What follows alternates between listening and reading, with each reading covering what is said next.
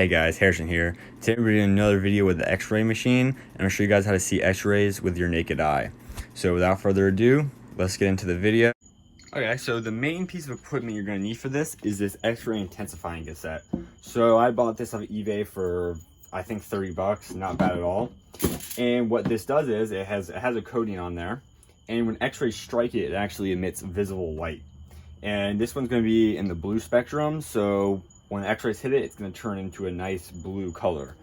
It's not going to show up very good in normal light, so you really have to make sure it's completely dark when you do it.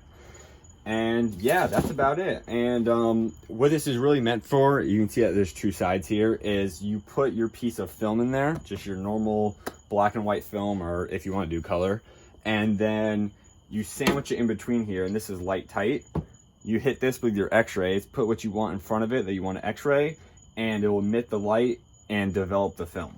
And then you open it up, obviously in a dark room, and then you develop your film fully and you have your X-ray.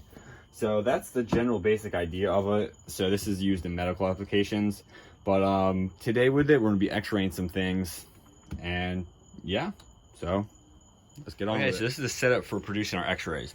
We have the two batteries here, which are driving this high voltage power supply using a ZVS driver and 3 flybacks. And then this goes directly into our X-ray machine. I made this in a previous video, so if you guys watch that, you'll see how I made this. You can see I gave it a paint job and stuff like that. And the filament last time, I was not running it very high, so the X-ray output was not very good. But this time, I increased the filament, and the amount of X-rays that come out is exponential with the filament temperature. So what I did is I have these, let me put this down here. I have two 6-volt batteries there, and then it goes into this buck converter. And then this lets you step down the voltage. So you're really supposed to current limit the filament in here, because when you cold start it up, a large amount of current will flow through the filament, which could burn it out. So this, it doesn't limit current, but I can limit the current by limiting the voltage.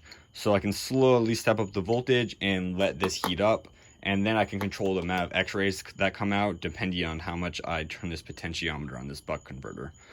And then I have the X-ray machine set up on there to give it some height, and then it's aimed right at the X-ray intensifying screen, and that's where we can get our images. So yeah, that's the whole setup. Batteries, all that, and then the buck converter to charge that. And before we start this, let's give it a quick filament test. Okay, so what I'm first going to do is turn on the filament. So you probably can't see a distinguishable glow, but the buck converter can only go down to 3 volts. So there is still going to be a little bit of current flowing through this, so there is going to be some glow. But right here, I'm going to turn up the buck converter, and as you should see, it should start glowing brighter as I turn this up. As you see, it's glowing pretty bright there, and that's about what we're going to want for the X-ray intensifying screen to really light up. So I'm going to turn this back down here. Okay, and let's get into the shielding, because when you're running this kind of filament current, a lot more X-rays come out. So much that it actually pegs my Geiger counter. So let's get back and I'll show you guys what I have for radiation shielding. Okay, so as you see, this is my original switch for turning on the X-ray machine. And there's the X-ray machine. So that is definitely too close, and now it's kind of in the direct path of the X-ray machine. So what I have done is I have added a switch over here. Now this turns on the high voltage. And there's the X-ray machine over there. And here I have, these are just steel sheets that I bolted to the door. They're from old microwaves and whatnot, so it's very crude, but it does stop the radiation. And it's not really the radiation that is from the X-ray machine itself that is really coming back. It is when the X-rays come out of the main tube, they bounce off of different objects. It's mainly just backscatter that comes back this way. So these steel sheets are enough to stop the backscatter. So, I mean, really, I'm probably getting 150 counts per minute back where I'm at here, which isn't too bad, but this is just to stop unnecessary exposure. So yeah, let's get into turning this thing on. Okay, so I would show you guys a video of this running onto the phosphor screen, but my camera just isn't good enough to pick up the low amount of light. So what I do is I just set up my camera and then I have a remote activator, and then I can just take the picture at, I normally do a 10-second exposure at a 400 ISO, and then that long exposure photo comes out very great. So I'm gonna show you guys first what it looks like with nothing in front of it, and then we'll put some things in front of it and then show you guys what it looks like from there. And that's when I show you guys the radiation that I get from back here. The tube is about to be on. Let me flick the switch. It is running. As you can see, that's what I get right here. Behind here, nothing. Here, definitely noticeable above background, but back here it's good. Anyway, that's just how much radiation I'm getting back here. Let's get on with the video.